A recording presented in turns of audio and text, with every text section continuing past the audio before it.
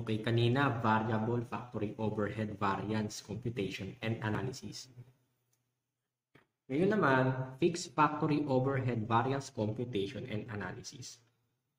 Actual fixed factory overhead less standard fixed factory overhead.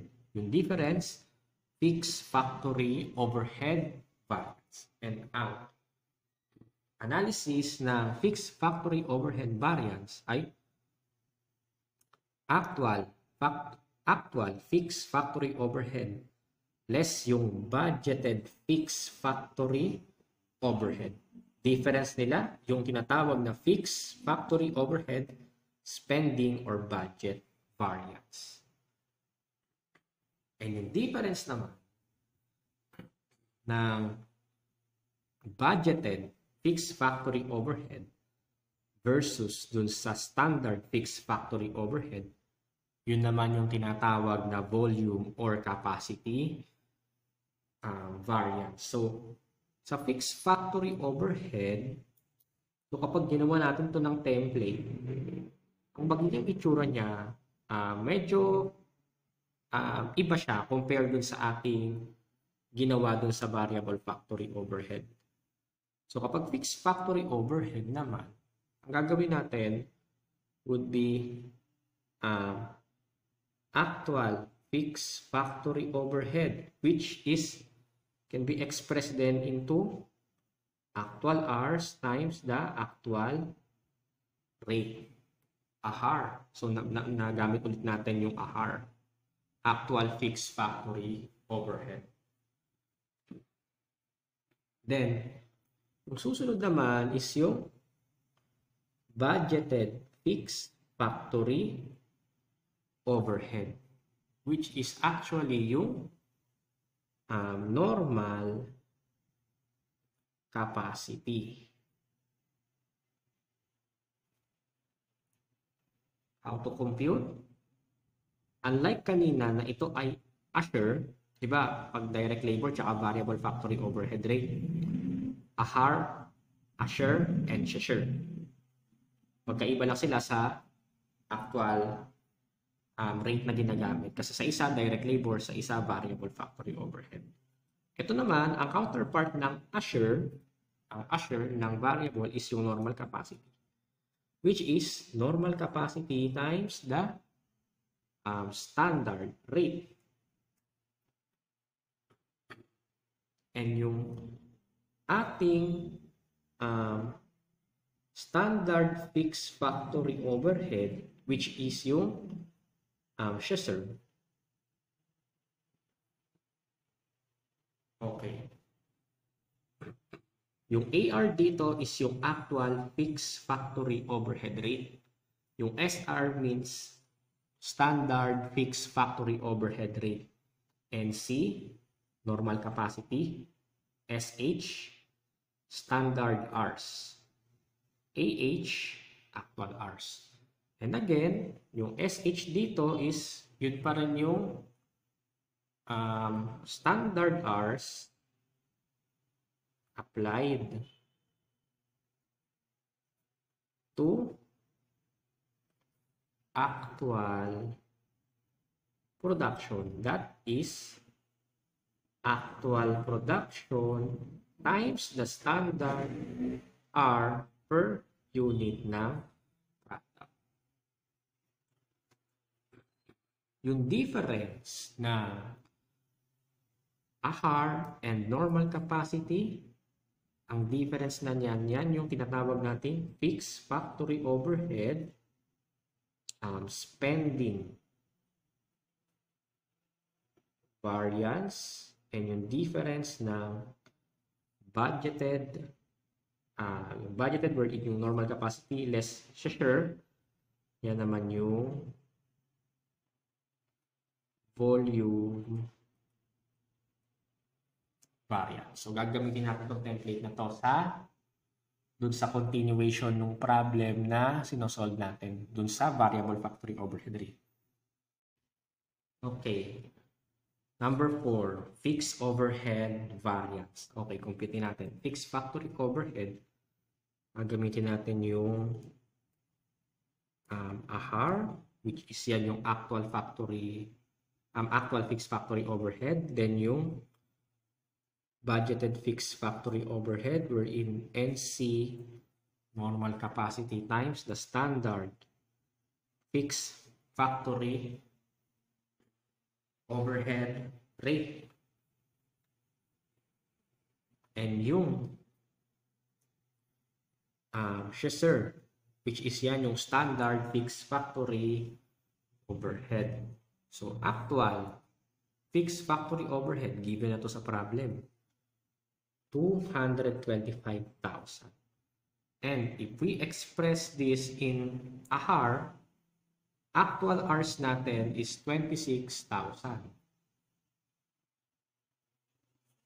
26,000.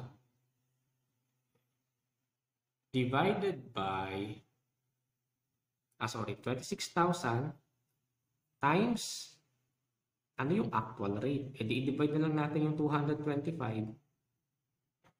Hindi pala 26. It must be 54,600. Actual hours nga pala.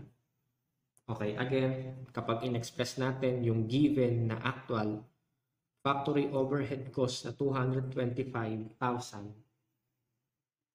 the actual hours is 54,600. Actual rate, 225,000 divided by 54,600 hours, that is 4.12. And remember na kinocompute natin fixed factory overhead variance, meaning difference ng AHAR and yung SHSER. So, yung standard hours dito is na-compute na natin to kanina nung sa variable factory overhead pa tayo. Ito ay 52,000 hours times the standard rate. The standard fixed factory overhead rate ay, available kaya to? Tingnan na natin. Normal volume, 25,000 units. 50,000 direct labor hours. Variable factory overhead, 12. Fixed factory overhead, 8 per unit. Okay, pwede ba natin gamitin yung 8 per unit? Kumbaga, 52,000 times 8. Hindi pwede kasi per unit siya in-express. Dapat, ang kailangan natin yung standard factory overhead or standard fixed factory overhead na naka-express in hours. Okay, paano natin makukumpute yun? Okay, compute natin ang standard fixed factory overhead rate. If 8 peso per unit is the standard fixed factory overhead, kapag pinag-multiply natin yan sa kanyang normal capacity, makukuha natin yung standard fixed factory overhead based dun sa normal capacity. So, 8 times 25,000,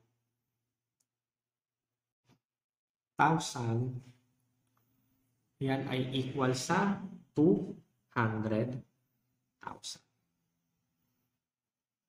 And yung 200,000 na standard fixed factory overhead based sa normal capacity, kapag naman dinivide natin yan ng 50,000 direct labor hours, kukuha na natin yung standard fixed factory overhead rate, which is 4. Standard rate is 4. 52,000 times 4, that is 208,000.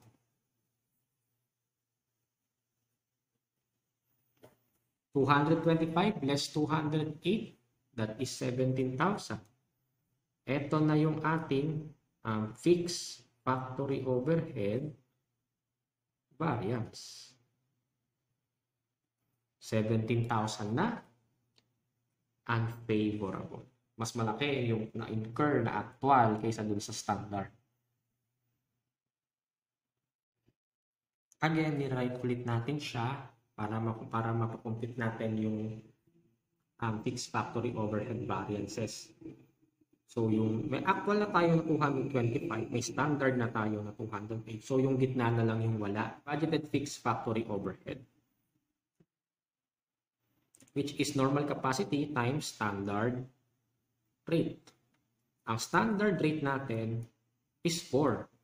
Standard fixed factory overhead rate natin ay 4. So, ang NC na lang yung wala. Ang normal capacity natin ay alin? Normal volume of 25,000 units or 50,000 direct labor hours. So, ang gagamitin natin dito ay yung 50,000. Kasi yung standard fixed factory overhead rate natin ay naka-express ng per hour. So, per hour din yung gagamitin natin. 50,000 times 4, that is 200,000. Okay, kumpleto na yung tatlo. Makakapag-compute na tayo ng ang fixed factory overhead variance. So, difference nito, yung difference ng actual at budgeted fixed factory overhead, yan yung tinatawag natin fixed factory overhead spending variance, which is 25,000 na favorable or unfavorable. Ito ay unfavorable. And yung difference naman ng budgeted and standard is yung tinatawag natin capacity or volume variance, which is 8,000 na favorable. So, ang answer natin for number 4, number 5, and number 6 ay, so sa number 4, fixed factory overhead variance is 17,000 na